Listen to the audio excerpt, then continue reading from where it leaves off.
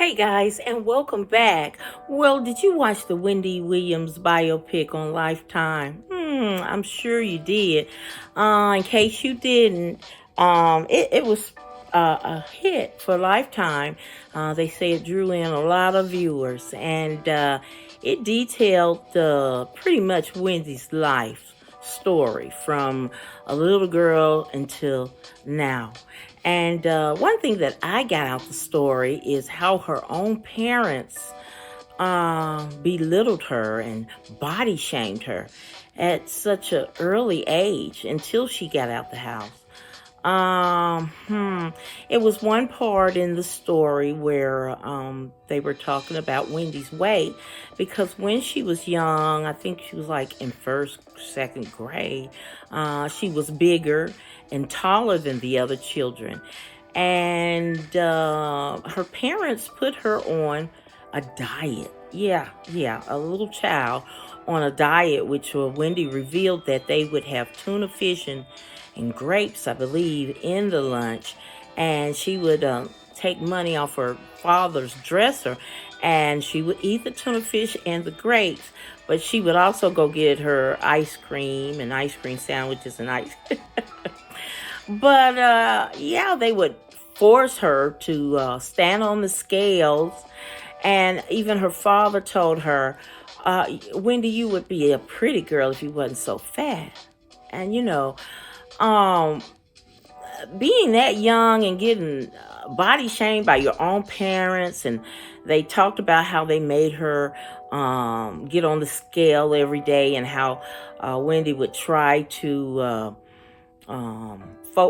balance her weight on one side so she would weigh less. And and they laughed about it. It was a segment where they talked about it and laughed about it, and seemingly didn't feel like they had did anything wrong. But I believe that was the start of Wendy's low self-esteem, and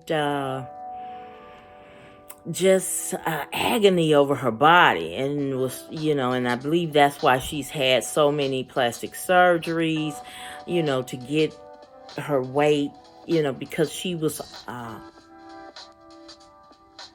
bullied at school, and as I see it, bullied at home with her parents. So it lets me know. And if you watch the movie, you could see how insecure she was in the men that she chose. And in the movie, one man, she let have her car and he didn't bring it back. And so she got used by a lot of men, and especially Kevin Hunter. But I believe, and like, I believe that's she had low self-esteem, and she still could. I mean, this act of being so nonchalant and talking about people, and when they talk about her, she just laughs it off. I mean, that could be an act as well. But in this movie, I felt like Wendy just wanted someone to love and someone to love her back, and she thought that she would get it with Kelvin, which she stated in the movie that Kelvin was his real name. So he was a fraud from the beginning, calling himself Kevin when he's Kelvin. But and the abuse she took from Kevin. Now, they did not show any physical abuse, but as you know, when they were leading up to the divorce, people stepped in, and inside sources would say that he would physically beat Wendy. And one time in 2019, she came on the show with a cast on her arm and didn't even give an explanation what happened to her arm, where many people had come forth and said that he had pushed her down the stairs.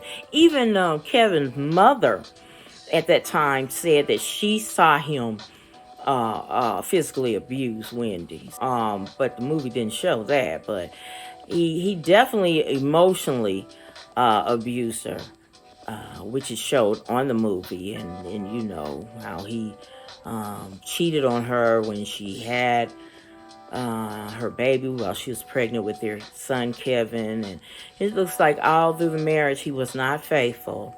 He ruled with an iron fist, and he was just a bully himself, bullying workers on the set and everything, and everybody was scared of Kevin and da da da da da.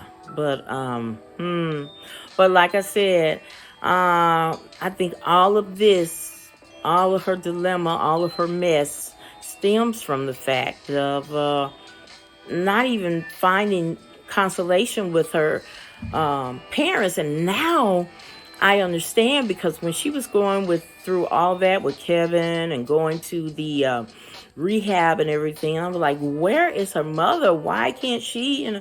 So I don't, even though Wendy said they had a good relationship, but I don't think she included her family in the abuse that was going on with Kevin, because she know they would have told her to drop him, and she was not going to do that until his mistress had the baby, and she said that was the last straw. But parents,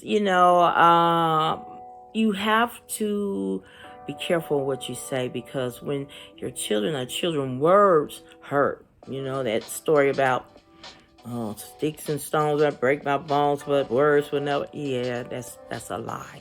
Words hurt, and them body shaming her and telling her she would be pretty if she wasn't so big, and then going to school and get criticized for her height and weight.